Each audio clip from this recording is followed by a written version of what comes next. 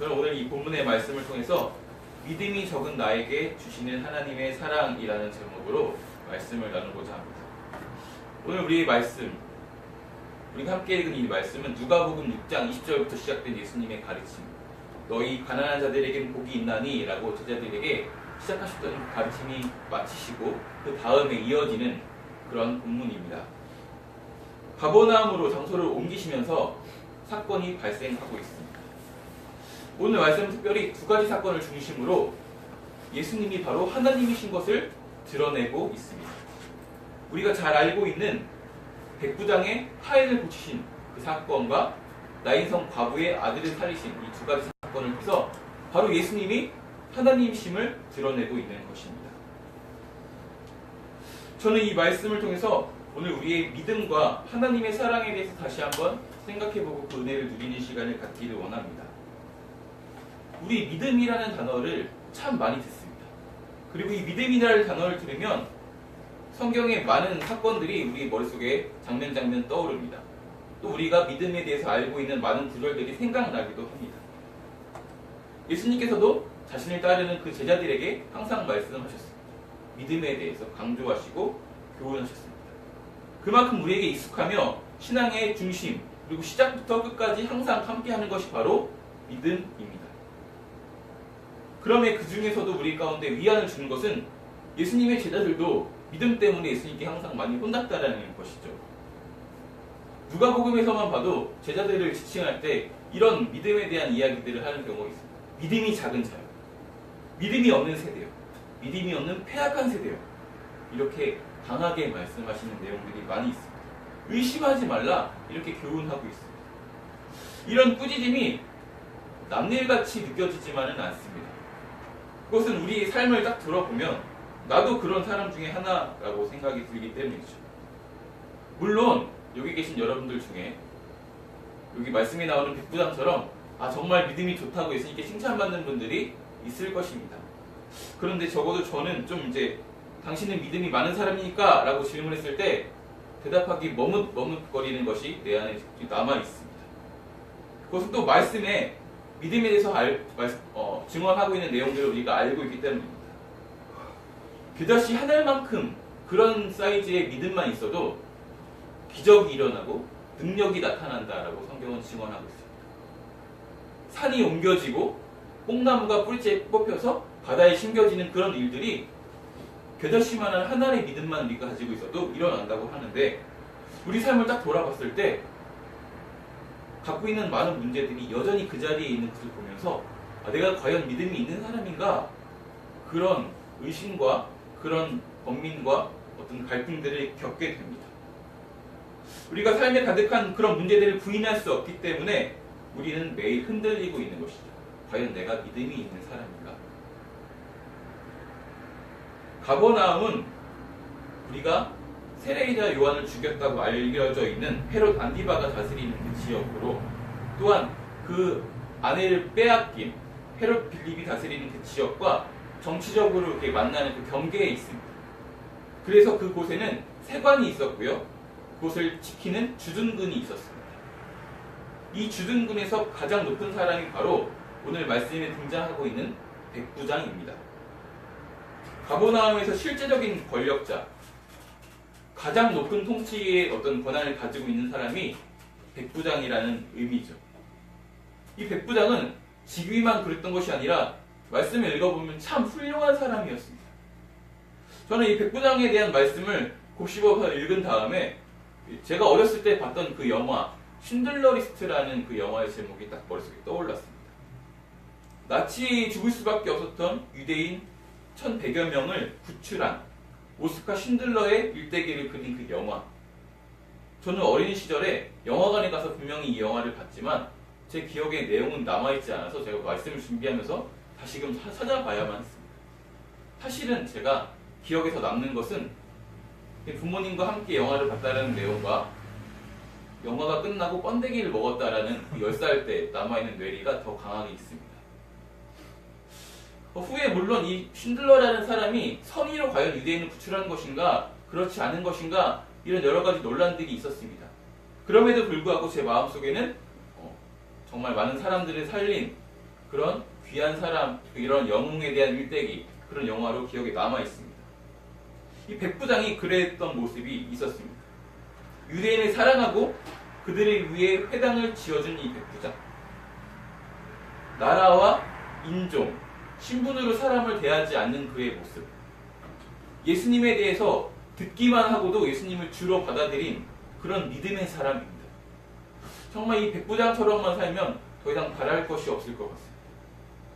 근데 우리는 오늘 이 백부장에서 시선을 조금만 돌려서 그의 하인에 대해서 포커스를 맞춰서 함께 묵상해 보고자 합니다. 이 백부장에게는 귀하게 여기는 하인이 있습니다. 이 하인은 병에 걸려서 점점 죽어가고 있습니다. 언제 죽을지 모릅니다. 성경에서는 이야기하기를 죽음을 앞두고 있다. 이렇게 묘사하고 있습니다. 그 종이 어떤 사람인지 우리는 잘 알 수 없습니다. 하지만 성경에서 특별히 백부장이 그를 지칭할 때 그리고 사랑하는 종이라는 표현을 쓴 것에 의해서 그에 대해서 어느 정도 유추할 수 있습니다. 여기서 사랑하는 이라는 단어는 우리가 흔히 알고 있는 그런 아가페 이런 단어, 에로스 이런 단어가 아니고요. 존경받는 매우 귀한, 훌륭한 이라는 그런 의미를 가지고 있는 단어입니다. 다시 말하면 백부장이 매우 귀하게 여기는 종, 그런 의미가 담겨 있는 것이죠. 그렇다면 이 종이 언제부터 종살이를 하게 되었는지 알 수는 없지만 적어도 맡은 일을 충실히 잘하는 사람이었으며 그 주인이었던 백부장과의 관계도 그리 나쁘지 않았기 때문에 그런 관계가 유지되지 않았을까 우리는 짐작할 수 있습니다. 그렇게 종으로 자기 삶을 열심히 살아갔을 것입니다. 그러던 어느 날 병이 들었죠. 이 병은 계속 악화되어서 이제는 더 이상 손 쓸 수 없이 죽음만 앞두고 있습니다. 더 이상 희망이 사라져버린 것이죠. 그런데 하나님의 사랑으로 그의 병이 낫게 되었습니다. 그의 이 치유는 자신의 믿음 때문이었을까요? 결코 아니죠. 성경에 그의 믿음에 대해서 언급하는 구절이 단 하나도 없습니다. 우리는 알 수 없다라고 이야기할 수밖에 없습니다. 하나님의 사랑, 하나님이 그를 살리신 그 치유의 능력, 그것은 병의 고통과 죽음의 공포 속에서 예수님의 이름을 부를 수도 없고 그 마을에 찾아오신 예수님에 대한 이야기를 들었을지 모르겠지만 그를 찾아갈 수 없었던 그 상황 가운데 그런 자에게도 부어지는 그런 큰 사랑입니다. 오늘 말씀에 또 다른 사건이 묘사되고 있습니다. 바로 나인성, 예수님과 제자들이 그리고 그들을 따르는 무리가 함께 들어가는 그 길목에서 벌어진 한 가지 사건입니다. 예수님께서 그의 제자들과 무리들과 함께 이 나인성으로 들어가고자 할 때 한 장례 행렬을 보게 되죠. 그리고 예수님은 거기서 울고 있는 한 여인을 보게 됩니다. 그리고 예수님께서 말씀하십니다. 울지 말라. 아마 이 장례 행렬은 유대인의 그 장례 절차대로 천으로 몸을 동여매고 그 침상 같은 것에 들것에 쌓아서 들어서 그를 무덤으로 이동하는 그런 중이었을 것입니다.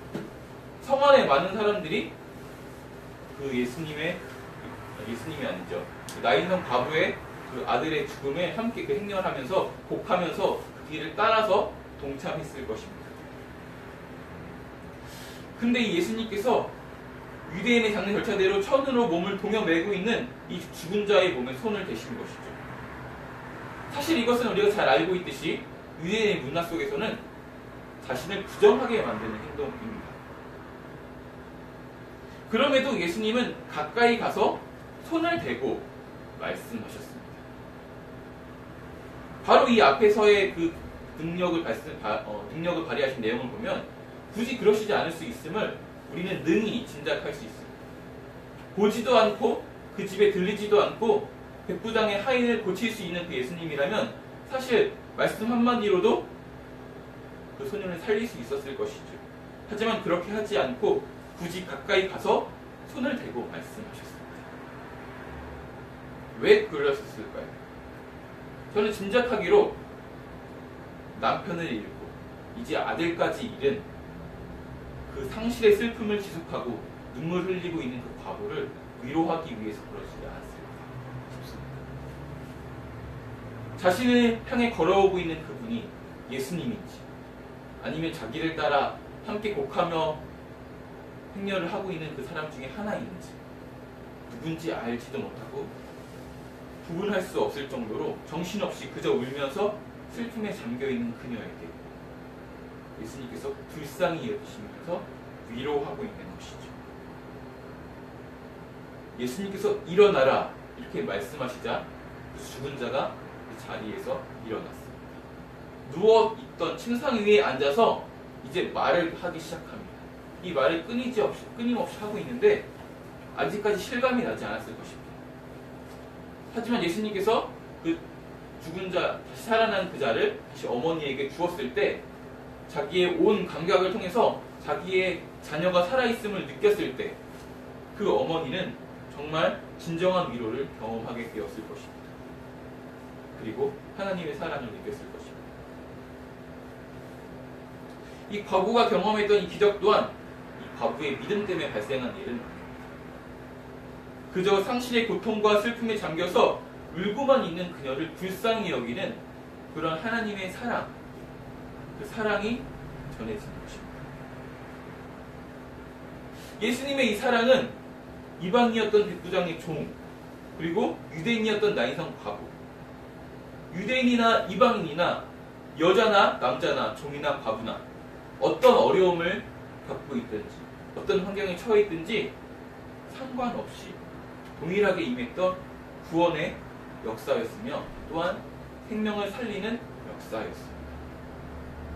사랑받는 그들의 믿음이 좋았기 때문이 아니고 하나님의 사랑이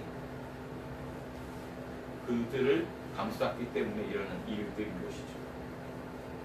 자신의 마을로 찾아온 예수님을 찾아가거나 눈앞에 있는 예수님을 바라볼 겨를도 없이 삶의 문제, 감당할 수 없는 그 큰 문제들을 바라보고 그곳에서 힘들어하고 있는 그런 사람들을 바라보고 있는 하나님의 사랑이 더 컸기 때문입니다. 믿음 없는 그 모습들보다, 문제를 하나님께 들고 나아가지 않는 그 믿음 없는 그 모습들보다 하나님께서 우리를 더 긍휼히 여기시는 사랑이 더 컸기 때문에 오늘 이 말씀을 우리에게 주시는 복음이 될 수 있는 것입니다.